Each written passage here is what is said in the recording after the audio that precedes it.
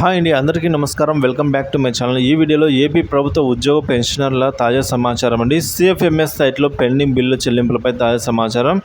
ఆర్థిక శ్వేతపత్రం అయితే విడుదల, సంచలన విషయాలు అయితే వీడియోలో తెలుసుకుందాం. వీడియోని ఎక్కడే కానీ స్కిప్ చేయకుండా ఎండ్ వరకు చూడండి, అప్పుడే పూర్తి ఇన్ఫర్మేషన్ అర్థమవుతుంది. అలాగే వీడియోకి ఒక లైక్ చేయండి ఫ్రెండ్స్. ఇక విషయానికి వచ్చినట్లయితే అసెంబ్లీలో సిఎఫ్ఎంఎస్ సైటుపై అయితే కాగ్ నివేదిక. వైసీపీ ప్రభుత్వంలో వ్యవస్థ నిర్వీర్యం, నిబంధనలు ఉల్లంఘించి అసమ్మధీయులకు బిల్లులు, అక్రమాలు వెలుగులోకి వచ్చే అవకాశం. ఆర్థిక శాఖపై శ్వేతపత్రం 18న ఇంకా పూర్తిగా అందని సమాచారం అండి.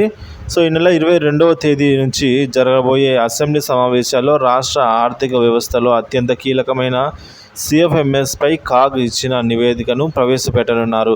వైసీపీ ప్రభుత్వ హయాంలో సిఎఫ్ఎంఎస్లో జరిగిన అక్రమాలు వెలుగులోకి వచ్చే అవకాశం ఉంది. అంతకుముందు టీడీపీ హయాంలో అత్యంత పకడ్బందీగా రాష్ట్ర చెల్లింపుల వ్యవస్థను తీర్చిదిద్దారు. కేంద్ర ప్రభుత్వం, ఆర్బీఐ, ఇతర రాష్ట్రాలు ఈ వ్యవస్థను ప్రశంసించాయి. పలు అవార్డులు కూడా వచ్చాయి. కానీ జగన్ సీఎం అయ్యాక సిఎఫ్ఎంఎస్ వ్యవస్థను పూర్తిగా నిర్వీర్యం చేశారు. మొదట వచ్చిన బిల్లులను మొదట చెల్లించాలన్న నిబంధన ఆధారంగా సిఫోను ఈ వ్యవస్థలో ప్రవేశపెట్టారు. కానీ వైసీపీ హయాంలో సిఫోను పూర్తిగా విస్మరించారు. ముందుగా వచ్చిన బిల్లులను పక్కన పడేసి వైసీపీ అసమ్మధీయుల బిల్లులను మాత్రమే చెల్లించారు. పెండింగ్ బిల్లులు ఫిఫో ప్రకారంగా చెల్లింపులు జరపాలని కోరుతూ హైకోర్టులో ఏకంగా 4 లక్షల పిటిషన్లు పడ్డాయి.